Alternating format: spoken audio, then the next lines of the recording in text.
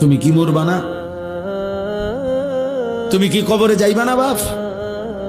এই পৃথিবীর কত রাজা বাদশাহ কবরে চলে গেছে, তুমি কি কোনোদিন কবরস্থান দেখো নাই? তুমি কারো জানাজা পড়ো নাই? তুমি কি কোনো মানুষের লাশ দেখো নাই? আমি 5 দিন আগে আমার জ্যাঠার সাথে কথা বলে আসছি, বাড়িতে খোঁজ খবর নিছি। 5 দিন পরে আমার জ্যাঠা মারা গেছে। আমি জ্যাঠার দিকে তাকাইয়া বাড়িতে গিয়া দেখছি আমার এই সেই মানুষটা যার সাথে আমি কথা বলছি, উনি নাই, চুপ হয়ে গেছে, হাত নড়ে না, পাও নড়ে না। আমি জানাজা পড়াইছি আমার জ্যাঠার, তো জানাজার আগে আমি আমার জ্যাঠার কবরটা খালি, তখন কবরে রাখে নাই।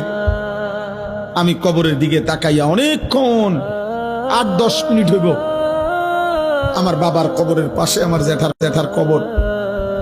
আমার আব্বা আগে ইন্তেকাল করছে।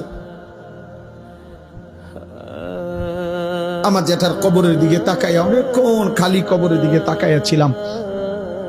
তাকাইয়া আমার মনে হইল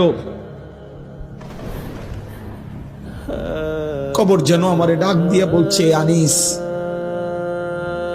আমার কাছ থেকে 1 মুঠ মাটি দিছিলাম আমি তোমার জ্যাঠারে বানাইবার জন্য, আজ আমার মাটি আমি ফেরত নিলাম। ওয়াফিহা নুঈদুক